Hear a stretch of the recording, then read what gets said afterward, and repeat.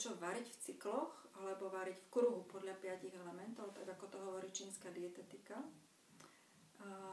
Pochopila som, ako som to študovala a začala variť, že to, čo my potrebujeme jesť, po čom nám najviac ide na chuť, čo nám najviac ide na chuť, tak to si káže náš žalúdok, pretože náš žalúdok potrebuje sladké.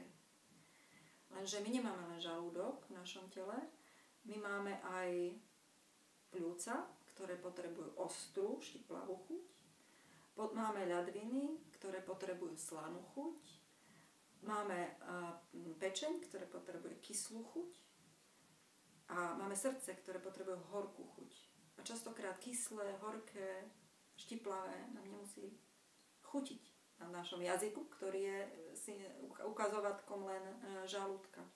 A tým pádom my veľa jeme, ale nevyživujeme všetky orgány a tým pádom nemusíme byť úplne zdravé. Nie sme vyvážené, keď takto jeme.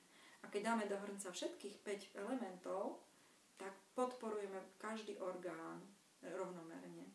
A toto potrebuje naše telo.